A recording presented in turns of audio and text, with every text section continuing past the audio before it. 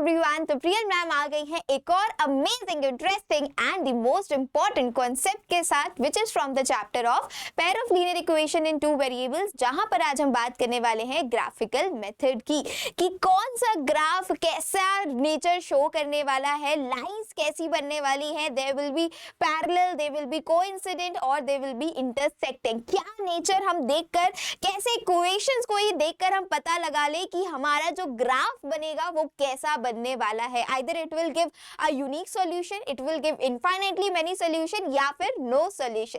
तो आज की ये सेशन बहुत ही इंपॉर्टेंट होने वाला है। Make sure that you guys are ready with a pen and a notebook, because whatsoever I am going to write here you also have to note it down in your notebook. So let's begin the session.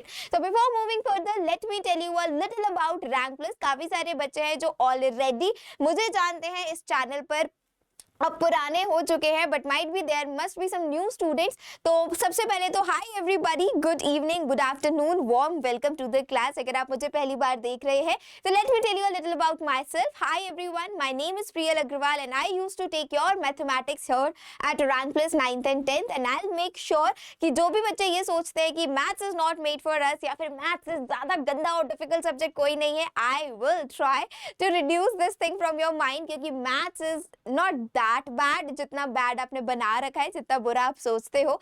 चलिए तो अब बात कर लेते हैं rank plus की। How rank plus is different from other edtech platforms. Rank plus provides you live interactive classes and उस interactive classes में, उन लाइव क्लासेस में आप एक्सपीरियंस कर सकते हो AR, VR और 3D।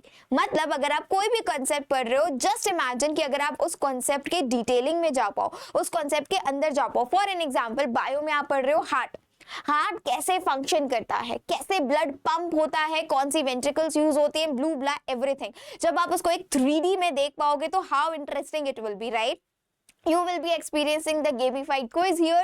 आपको मिलेगा DSA, that is Daily Self Analyzer, after each and every classes which are going to be held on your application. तो अगर अभी तक आप लोगों ने Rank Plus ऐप डाउनलोड नहीं किया है, what you guys are waiting for? Just go and do check the description.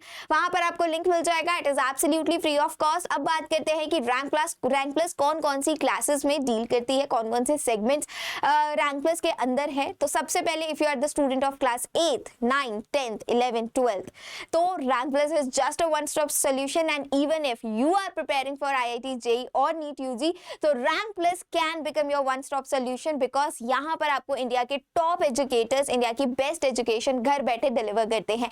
और यहीं तक सीमित नहीं है। If you are the student of Hindi medium और इंग्लिश मीडियम और आप सोचते हो कि यार, अगर आप हिंदी मीडियम के बच्चे हो और आप सोचते हो कि यार मुझे तो सब कुछ हिंदी में चाहिए और आपको राइट डायरेक्शन नहीं मिल रही है, no need to worry, because Rank Plus के एक्सक्लूसिव बैचेस हैं, that is only for Hindi medium. And if you are a student of English medium, then we are having the separate batches for English medium as well. If you guys want to know anything more about any of these courses, just you have to dial a number, that is 9116300300। इस number को dial करो, call करो, whatsoever doubt and queries you are having regarding the admission, regarding the courses, आप वहां पर अपने सारे doubts को क्लियर कर सकते हो। ओके, ऑलराइट, तो चलिए फिर स्टार्ट करते हैं आज की क्लास, जहां पर आज हम बात करने वाले हैं ग्राफिकल सॉल्यूशन की, ग्राफिकल मेथड की, कि अगर आपके पास दो pair of linear equations given है तो आप उनके रूट्स कैसे, आप एक्स और वाई की वैल्यूज कैसे निकाल सकते हो। एक मेथड आता है आपका ग्राफिकल मेथड, ठीक है। तो ग्राफिकल मेथड की बात करते हैं। ग्राफिकल मेथड में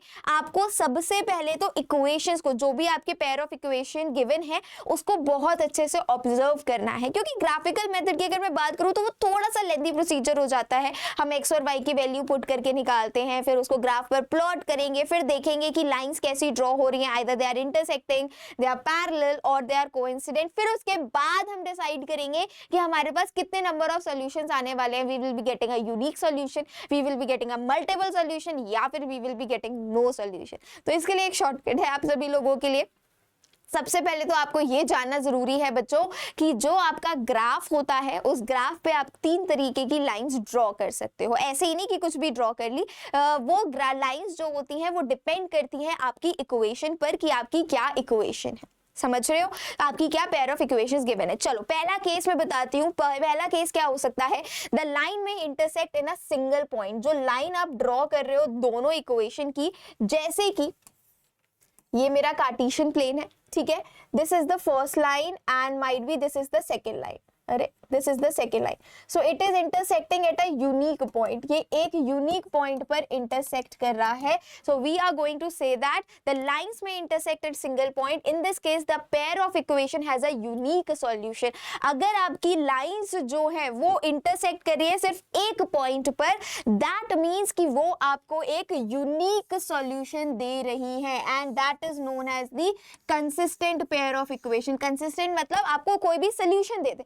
तो यहाँ पर अगर आपकी दो लाइंस आपने ड्रॉ करी हैं विद योर आपके जो भी इक्वेशंस गिवन है, अगर आपने लाइंस ड्रॉ करी and they are intersecting at a unique point, अगर वो एक यूनिक पॉइंट पर इंटरसेक्ट कर रहे हैं, तो हम कह सकते हैं कि that will gonna give you a unique solution. वो आपको एक यूनिक सॉल्यूशन देने वाले. अब हमें कैसे पता चलेगा वो मैं आगे अभी आपको बताऊंगी एक एग्जाम्पल के साथ, जिससे और ज्यादा आप सभी को अच्छे से डिटेल में क्लियर हो जाएगा. चलिए फिर इसी के साथ सेकेंड केस की बात करते हैं. The lines may be parallel. अब देखो, the lines may be parallel. Parallel कैसे हो सकती हैं? अगर आपका ये कार्टेशियन प्लेन है, फॉर एन एग्जांपल, एक लाइन ये बनी, दूसरी लाइन ये बन गई, तो अब आपको कैसी दिख रही है? यहाँ पर तो ये लाइन क्या है? पैरेलल है. और पैरेलल है मतलब ये कहीं पर भी एक दूसरे को इंटरसेक्ट नहीं करेंगी. दोबारा से सुनिए, अगर लाइंस आपकी पैरेलल है तो दिस सिग्निफाइज कि ये लाइंस कभी भी आगे खींच लो, कितना भी आप पीछे कर लो, ये line will never gonna intersect each other. और अगर लाइंस इंटरसेक्ट ही नहीं करेंगी तो how we are going to get a zero? हमें अपना सोल्यूशन कैसे मिलेगा? दैट मीन्स कि जब भी आपकी पैरेलल लाइन है, इसका मतलब there will be no solution. अगर लाइंस पैरेलल जा रही है, दे नॉट गोना मीट, ये लाइंस कभी आपस में मीट ही नहीं करेंगी. और जब लाइंस आपस में मीट ही नहीं करेंगी तो दैट मींस आपके पास कोई सोल्यूशन ही नहीं आएगा. दैट मींस कि the lines may be parallel. In this case the equation have no solution. इस केस में इक्वेशन के पास नो सोल्यूशन होता है. And this pair of lines are known as inconsistent. This pair of equation is known as inconsistent. Why inconsistent? Because यहां पर आपको कोई सोल्यूशन ही नहीं मिल रहा है. अगर कोई सोल्यूशन ही नहीं मिल रहा है तो हम कैसे बोल सकते हैं कि हमारी पेयर ऑफ इक्वेशंस कंसिस्टेंट है. समझ में आया सेकंड केस? चलो अब डिटेलिंग में बात करते हैं थर्ड केस की. थर्ड केस क्या है? पहला थर्ड केस की बात करते हैं.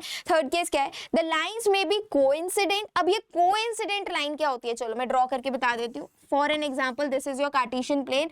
आपका एक ग्राफ की लाइन बनी ये और दूसरे वाले ग्राफ की लाइन बन गई ये, which is falling on the same line, जो कि उसी सेम लाइन पर फॉल कर रही है. दैट मीन्स ये क्या है?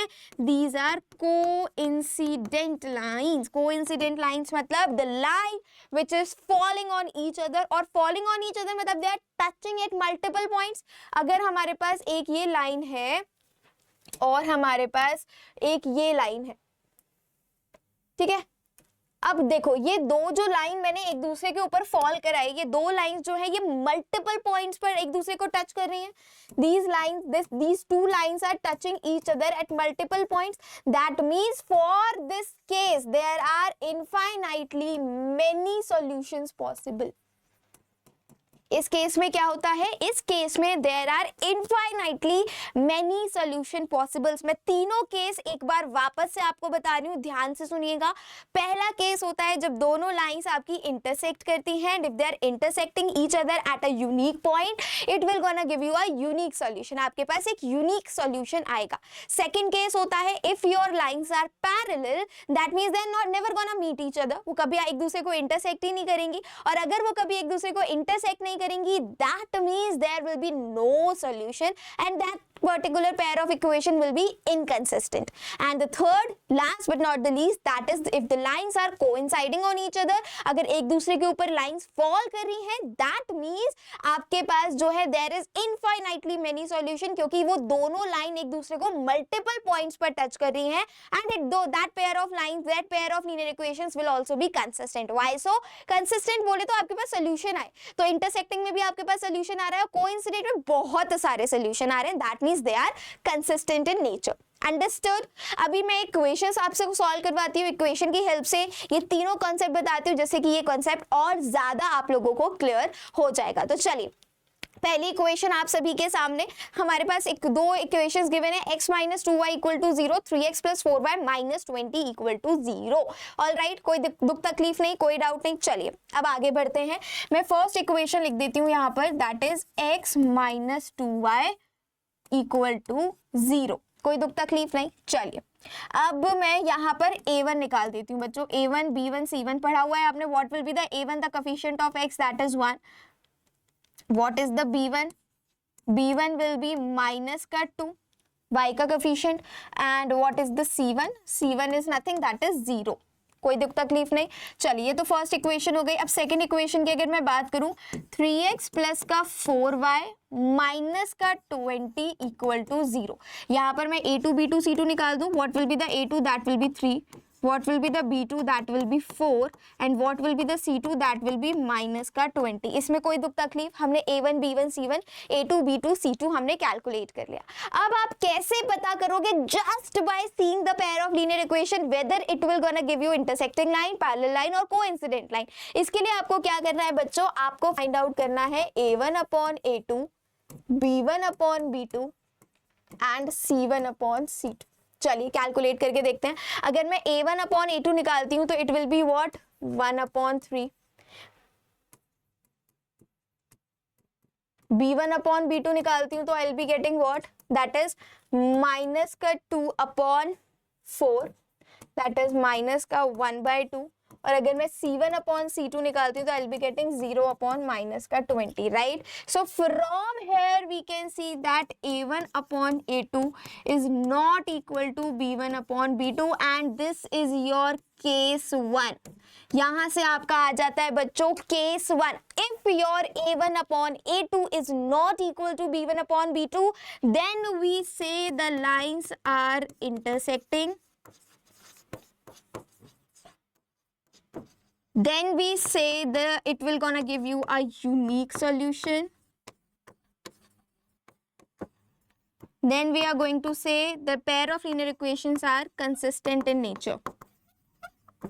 These are the 3 points which you have to keep in your mind. If you are solving and you are getting a1 upon a2 is not equal to b1 upon b2, तो हम कहेंगे that particular ये जो दो lines आपके पास given है ना, इसका जो ग्राफ बनेगा it will be something like this. ये आपको इंटरसेक्ट करेगी और it will gonna give you a unique solution. ये आपको एक यूनिक सॉल्यूशन भी देगी। This is how you have to solve the entire question. समझ में आई कहानी? फर्स्ट केस क्लियर हुआ सभी को कैसे हमने सॉल्व किया? आई एम होपिंग कि सभी को अच्छे से फर्स्ट केस क्लियर हो गया है। चलिए अब सेकंड केस की बात करते हैं। अगेन सेकंड केस में हमारे पास दो अलग अलग इक्वेशन गिवन है। Same procedure we are going to do. We need to find a1 b1 c1 a2 b2 c2, then after that we need to find a1 upon a2 b1 upon b2 c1 upon c2 और फिर देखते हैं हमारे पास क्या case आता है। चलिए तो अगर मैं यहाँ पर a1 की बात करूँ तो इट इज 2, b1 की बात करूं तो इट इज 3 एंड c1 की बात करूं तो इट इज -9, राइट? सिमिलरली अगर मैं a2 की बात करूं तो आई एम गेटिंग 4, b2 की बात करूंगी तो आई एम गेटिंग 6 और c2 की बात करूंगी तो मुझे मिल रहा है -18, right? Any confusion in this? अगर a1 b1 c1 नहीं पता चल रहा है कैसे निकाल रही हूँ तो कमेंट करके बताना। चलिए अब मैं क्या करूंगी? I need to find a1 upon a2। So if I am going to find a1 upon a2 what I will be getting बच्चों? a1 अपॉन a2 में मुझे क्या मिल जाएगा? 2 upon 4। b1 upon b2 find out करो। What I will be getting? 3/6, that is what 1/2, that is what 1/2। और यहाँ पर मैं निकाल रही हूँ c1 upon c2 that is -9 upon -18। Minus से minus cancel, c1 upon c2 is equal to what? 1/2। देखो यहाँ पर भी 1/2, यहाँ पर भी 1/2 और c1 upon c2 is also 1/2। That means यहाँ पर क्या केस बन रहा है आपका? a1 upon a2 equal to b1 upon b2 equal to c1 upon c2। when a1 upon a2 is equal to b1 upon b2 equal to c1 upon c2 होता है, this is your case 2। And what is inside case 2? कि ये जो आपके पास pair of linear equation है ये आपको देगी पैरेलल लाइन, पहली चीज। दूसरी चीज, अगर पैरेलल लाइंस है तो that means it will gonna give you know solution. And third case is it will be inconsistent in nature. ये आपकी inconsistent रहेगी in nature. These are the 3 points which you have to keep in your mind. और जो आपका graph बनेगा it will be something like this, जो कि आपकी लाइन पैरेलल बनेगी। This will, इसको मान लेती हूँ मैं इक्वेशन 1 की लाइन और इसको मैं मान लेती हूँ इक्वेशन 2 की लाइन। तो आपकी जो लाइंस बनेंगी that will be parallel, and if you are drawing the parallel lines, if the lines are making the parallel lines, that means if the equations are making the parallel lines, it means there will be no solution possible for that particular two lines. समझ में आई कहानी? Any confusion, any doubt you guys can ask, I would love to clear it up. समझ में आ गई कहानी? कोई problem नहीं है? पक्का? श्योर? ग्रेट। चलिए तो फिर इसी के साथ आगे बढ़ जाते हैं। Let's move towards the last case, and the last case says again we need to find what, we need to find a1 upon a2, b1 upon b2, c1 upon c2. So what is a1 here? That is 1, b1 is 2 and c1 is minus का 4, a2 is 2, b2 is 4 and c2 is minus का 12। ठीक है, चलिए अब हम find out करते हैं a1 upon a2 that is 1/2, b1 upon b2 that is 2/4 that is again 1/2 and c1 upon c2 that is -4 by -12 that is 1/3। तो हम यहाँ पर क्या देख सकते हैं कि जो हमारा a1 अपॉन a2 है इक्वल है b1 अपॉन b2 के, बट नॉट इक्वल है c1 अपॉन c2 के, एंड दिस इज योर बच्चा लोग केस 3। ये आपका केस 3 हो जाता है when your a1 upon a2 is equal to b1 upon b2 but not equal to c1 upon c2। वो c1 अपॉन c2 के इक्वल नहीं होता। और इस केस में मतलब क्या है कि you will be having the coincident line, you will be having infinitely many solutions,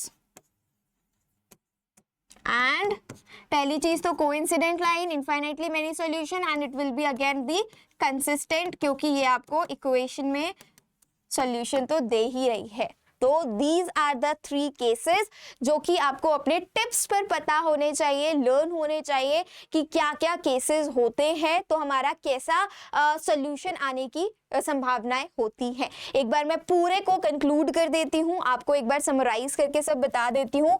if a1 upon a2 is not equal to b1 upon b2, this is your case 1। इसका मतलब है lines are intersecting and it is having a unique solution। ठीक है, case second की बात करते हैं।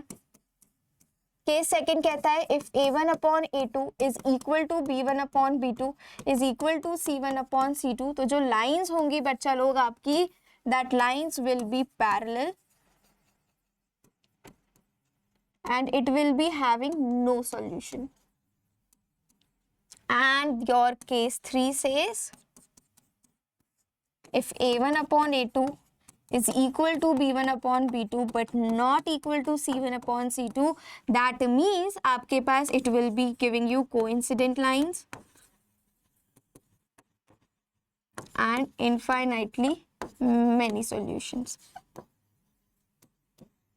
This is how you guys have to solve it up. और इस चीज़ों को अपने दिमाग में एकदम ऐसे बिठा लो, खोल के पी जाओ, क्योंकि बहुत इंपॉर्टेंट कॉन्सेप्ट है ये from the chapter of pair of linear equation in 2 variables. I hope कि आपको ये कॉन्सेप्ट अच्छी तरीके से क्लियर हो गया होगा। If you want any specific concept that should be explained by me, please do let me in the know in the comment box. I would love to make another video for that particular concept जो आपको चाहिए होगा। तो आज के लिए बस इतना ही। This side Priyal Agarwal, your maths educator, signing off. मिलती हूँ आप सभी से एक नए अमेजिंग धमाकेदार कॉन्सेप्ट के साथ। Till then take care, stay safe, पढ़ते रहो और मुस्कुराते रहो। बाय।